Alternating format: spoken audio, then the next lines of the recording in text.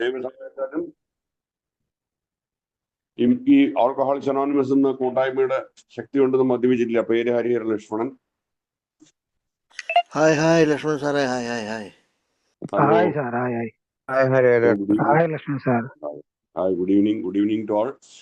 അപ്പോൾ നമ്മൾ ഇന്ന് 14ാമത്തെ ചാപ്റ്റർ 14 നിന്ന് തുടങ്ങാനാണ് ഉള്ളത്. അന്ന് 13ാമത്തെ ചാപ്റ്റർ കംപ്ലീറ്റ് ചെയ്തു. Okay,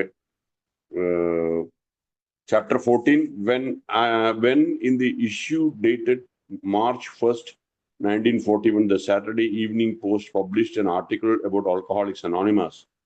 The struggling society was finally charted on the map of national consciousness through the telling power of America's #1 family magazine. അപ്പൊ ഈ നമ്മൾ വായിച്ചുകൊണ്ടിരുന്ന പല പ്രശ്നങ്ങളും കൂടി കടന്നുപോയിക്കൊണ്ടിരുന്ന ഒരു സമയമായിരുന്നു. അപ്പൊ മാർച്ച് 1-ാം തീയതി Saturday evening post publish an article, ഒരു ആർട്ടിക്കിൾ പബ്ലിഷ് ചെയ്തു. ആൽക്കഹോളിക്സ് അനോണിമസിനെ കുറിച്ച് ഒരു ആർട്ടിക്കിൾ പബ്ലിഷ് ചെയ്തു സാറ്റർഡേ ഈവനിങ് പോസ്റ്റിൽ. അപ്പൊ ഈ കഷ്ടപ്പെട്ടുകൊണ്ടിരിക്കുന്ന ഈ ഒരു സമൂഹം, അതിന് ഒരു നാഷണൽ കോൺഷ്യസ്നസ്, ഒരു ദേശീയ തലത്തിലുള്ള ഒരു ഇതുണ്ടായി. through the telling power of America's #1 family magazine. അമേരിക്കയുടെ ഏറ്റവും മുന്തിയ ഒരു magazine, family magazine. It was, as Marty M. said, the most exciting that had ever happened because we wanted publicity so badly. മാർട്ടി പറയുന്നത് ഇതൊരു വളരെ ഒരു എക്സൈറ്റിംഗ്, അതായത് വളരെ ആവേശം കൊള്ളുന്നൊരു സമയമായിരുന്നു. എന്താ വെച്ചാല് നമുക്ക് കുറച്ച് പബ്ലിസിറ്റിയുടെ ആവശ്യം ഉണ്ടായിരുന്നു, ആളുകൾ ഇത് അറിയേണ്ടതായിട്ടുണ്ടായിരുന്നു എന്നുള്ളതാണ്. We wanted somebody to know about this. കുറച്ച് ആളുകൾ ഇത് അറിയണം എന്നുള്ള ഒരു ആവശ്യം ഉള്ളത് കൊണ്ട് judge Curtis Bok, owner and publisher of the Saturday evening post, അതിന്റെ ഓണർ, സാറ്റർഡേ ഈവനിങ് പോസ്റ്റിന്റെ owner judge Curtis Bok, had heard about AA through 2 Philadelphia friends. അദ്ദേഹം ഫിലഡൽഫിയ എന്ന് പറഞ്ഞ സ്ഥലത്തിലെ 2 ആൽക്കഹോളിക്സ് അനോണിമസ് 2 ഫ്രണ്ട്സ് മുഖാന്തരം ആൽക്കഹോളിക്സ് അനോണിമസിനെ കുറിച്ച് അദ്ദേഹം കേട്ടിട്ടുണ്ടായിരുന്നു. Doctors A Wiese Hammer and C Dudley Saul, ഇവർ രണ്ടുപേരായിരുന്നു. who were singing its praises. ഈ രണ്ടുപേരും അതിനെ വളരെ ഉയർത്തി സംസാരിച്ചു കൊണ്ടിരുന്നു, അതാണ് പറയുന്നത്. A had reached Philadelphia in much the same way it had reached Akron and was now reaching other parts of the country. Alcoholics Anonymous എങ്ങനെ അക്രോണിൽ വന്നു, അതേപോലെ മറ്റു സ്ഥലങ്ങളിലേക്കും വ്യാപിച്ചു കൊണ്ടിരുന്നു. അതുപോലെ തന്നെയാണ് ഫിലഡൽഫിയയിലും മറ്റു സ്ഥലങ്ങളിലേക്കും അത് പടർന്നുകൊണ്ടിരുന്നതെന്ന് പറയാണ്. Men traveling on business, once again employed after having gotten sober, would find themselves alone in strange hotel rooms in strange cities. As Bill had done, they would seek out other alcoholics. But Bill W. അന്ന് hotel ഒരു bar റൂമിൽ അവിടെ ഇരുന്നിട്ട് ആണ് ബോബിന്റെ number തപ്പിയെടുത്ത് ചെയ്ത ആ കാര്യത്തിൽ അതിന്റെ അതേപോലെയുള്ള കാര്യങ്ങള് ഒരുപാട് ബിസിനസ്സുകാരും മറ്റു ആളുകളും ഈ ഹോട്ടൽ റൂമിൽ താമസിക്കുന്നവര്, അറിയാത്ത സിറ്റിയിലൊക്കെ പോയി താമസിക്കുന്ന അവര് ബില്ല് ചെയ്ത പോലെ ചെയ്തിരുന്നു. They would seek out other alcoholics, മറ്റു മദ്യാസക്തരെ ബന്ധപ്പെടാൻ അവര് ശ്രമിച്ചിരുന്നു. To help them get sober and to help themselves staying sober. അതന്നെയാണ് ബില്ലും, അതന്നെയാണ്, അതിലൂടെയാണ് ബില്ല് മനസ്സിലാക്കിയത്. തനിക്ക് സോബറായിരിക്കണമെങ്കിൽ താൻ മറ്റൊരു മദ്യാസക്തനെ ഈ സഹായം ചെയ്യണം, ഈ മെസ്സേജ് കൊടുക്കണം. അപ്പൊ അങ്ങനെ അതുപോലെ തന്നെ ഇവരും ചെയ്തു. അതായത് ഇവർക്ക് അവരവരുടെ സോബറൈറ്റി നിലനിർത്താനും വേറൊരാളെ സോബറായി ആക്കുവാൻ വേണ്ടിയിട്ടുള്ള സഹായം ചെയ്യുവാനും വേണ്ടിയിട്ടാണ് ഈ പ്രവൃത്തി ചെയ്തിരുന്നത്. Early in 1940, Jimmy B., the salesman who had earlier insisted on toning down the God references in the big book, had gone to Philadelphia to take a job. ഇദ്ദേഹമാണ് ഈ ദൈവം എന്നുള്ള കാര്യത്തെക്കുറിച്ച് കുറച്ച് അതിന്റെ ശബ്ദം കുറച്ച് കുറയ്ക്കാൻ വേണ്ടിയിട്ട് പറഞ്ഞ ഒരാളായിരുന്നു. ബിഗ് ബുക്കിൽ അതിന്റെ ഒരു ശബ്ദം കുറയ്ക്കാൻ വേണ്ടി ദൈവം എന്നുള്ള ഒരു വല്ലാതെ ദൈവത്തെക്കുറിച്ചുള്ള ഒരു പരാമർശം അതിനെ കുറച്ച് കുറയ്ക്കാൻ വേണ്ടി പറഞ്ഞ ഒരാളായിരുന്നു ഈ ജിമ്മി ബി. അദ്ദേഹം ഒരു സെയിൽസ്മാൻ ആണ്. അദ്ദേഹം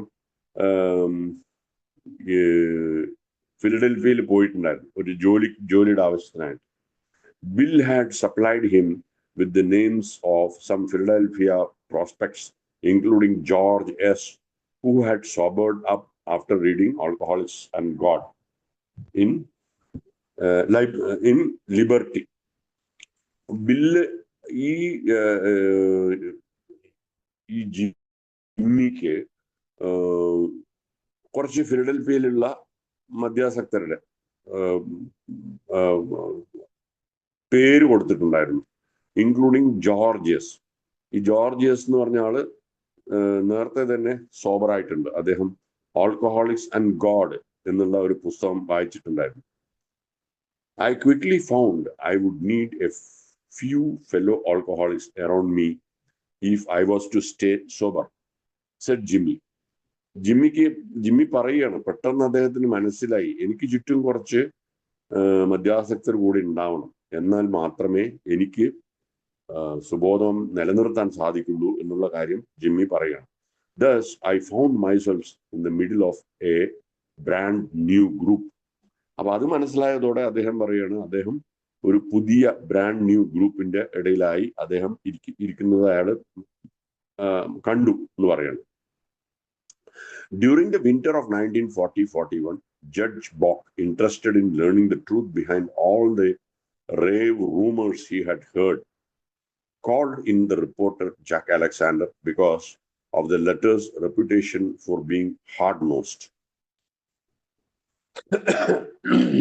1940-41 വിന്റർ സമയത്ത് അതിനിടയ്ക്ക് ജഡ്ജ് ബോക്ക് അദ്ദേഹത്തിന് താല്പര്യം ഉണ്ടായിരുന്നു ഇതിന്റെ സത്യാവസ്ഥ എന്താണെന്നുള്ളത്. ഇതിനെക്കുറിച്ചുള്ള ഒരുപാട് കാര്യങ്ങൾ റൂമേഴ്സ് ഇങ്ങനെ കേൾക്കുന്നുണ്ട്. അപ്പോ ജാക്ക് അലക്സാണ്ടറെ വിളിച്ചിട്ടുണ്ടായിരുന്നു because of the latest reputation of being hard nosed. എന്തുകൊണ്ടെന്ന് വെച്ചാൽ ഈ ജാക്ക് അലക്സാണ്ടർ ഭയങ്കര ഹാർഡ് നോസ്ഡ് ആണ്. അദ്ദേഹം അതായത് വളരെ കണിശക്കാരനാണെന്നുള്ളതായിരിക്കണം. Alexander had just completed a major expose of the New Jersey rackets. He prided himself on his cynicism. Alexander മറ്റൊരു വിഷയത്തിൽ ന്യൂജേഴ്സിയിലുള്ള മറ്റു വിഷയങ്ങളിൽ അദ്ദേഹം പൂർത്തീകരിച്ച ഒരു സമയമായിരുന്നു. അത് പുറത്തു കൊണ്ടുവന്ന് പൂർത്തീകരിച്ച ഒരു സമയമായിരുന്നു.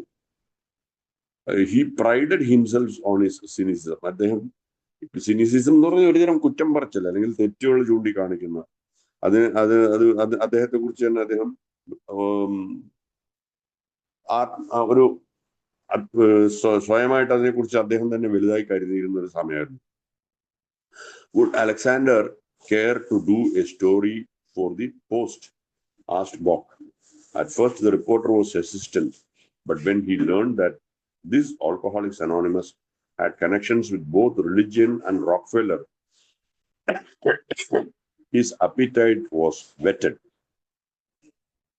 അപ്പൊ ഇദ്ദേഹം ഇത് ചെയ്യുവോ എന്നുള്ള ഒരു സംശയം ഉണ്ടായിരുന്നു. ഈ ബോക്ക് ചോദിച്ചിട്ടുണ്ടായിരുന്നു. ആദ്യം ഈ റിപ്പോർട്ടർ കുറച്ച് സംശയാലു ആയിരുന്നെങ്കിലും ആൽക്കഹോളിക്സ് അനോണിമസിന്റെ കണക്ഷൻസ് റിലിജിയനുമായിട്ടും പിന്നെ റോക്ക്ഫെല്ലറുമായിട്ടുള്ള കണക്ഷൻസ് അതിന് സഹായിച്ചു എന്നാണ് പറയുന്നത്. In the four AA members who called on him at his apartment, Alexander said, they were good looking and well dressed and we sat around drinking Coca-Cola. അപ്പൊ ഈ 4 പേര് അലക്സാണ്ടറെ കാണാൻ പോയ ആൾക്കാര്, അതായത് റിപ്പോർട്ടറെ കാണാൻ പോയ ആൾക്കാര് നല്ല രീതിയിൽ ഡ്രസ് ചെയ്തിട്ടുണ്ടായിരുന്നു. നല്ല കാണാനും നല്ല ആൾക്കാരായിരുന്നു. അവര് ചുറ്റുമിരുന്ന് കൊക്കക്കോല കുടിക്കുന്നുണ്ടായിരുന്നു. which was all they would take. They spun yarns about their horrendous drinking misadventures. They spun yarns about their horrendous അവരുടെ കുടിക്കഥകൾ അവർ പറയുന്നുണ്ടായിരുന്നു. The stories sounded spurious. And after the visitors had left, I had a strong suspicion that my leg was being pulled. They had behaved like a bunch of actors sent out by some Broadway casting agency. ഇതായിരുന്നു ഒരു തോന്നൽ. അവര് കുറച്ച് അഭിനയിക്കാൻ വേണ്ടി അയച്ച ആൾക്കാരെ പോലെ ആണോ എന്നൊരു സംശയം തോന്നിയിരുന്നു. അതായത് ഒരു നല്ല രീതിയിലാവില്ലേ എന്നുള്ളൊരു സംശയം തോന്നിയിരുന്നു. അതായത് ഇവരുടെ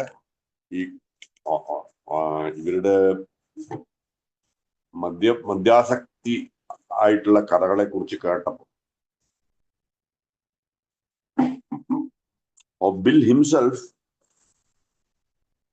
whom he met the next day at Bessie Street, Alexander said, a very disarming guy and an expert at indoctrinating the stranger into the psychology, psychiatry, philosophy, pharmacology, and folklore of alcoholism.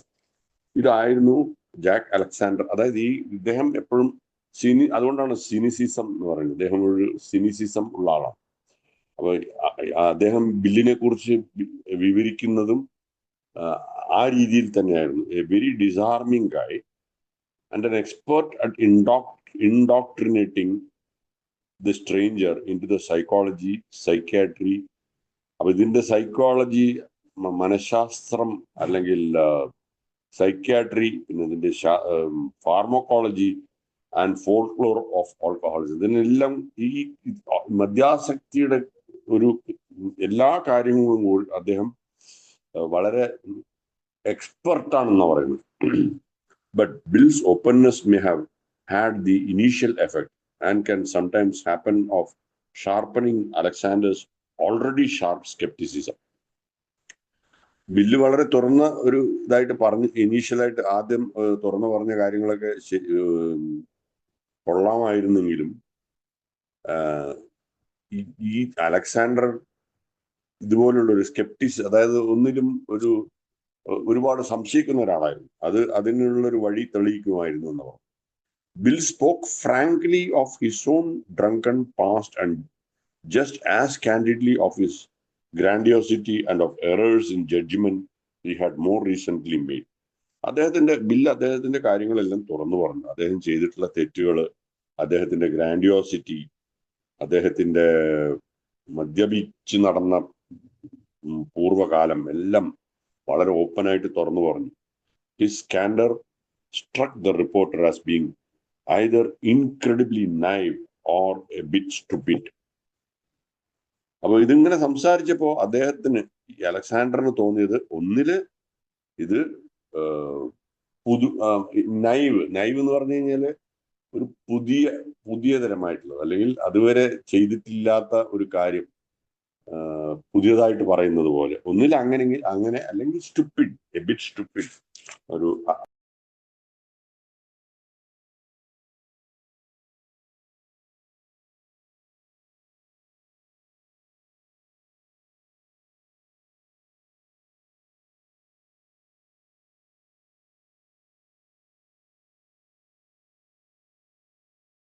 അയ്യോ,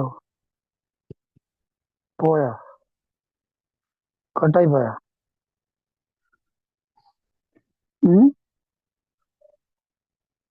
അപ്പോ അതെ വന്നിട്ടുണ്ട്, പിന്നെ വന്നിട്ടുണ്ട്. വന്നോ പെട്ടെന്ന്? Okay okay.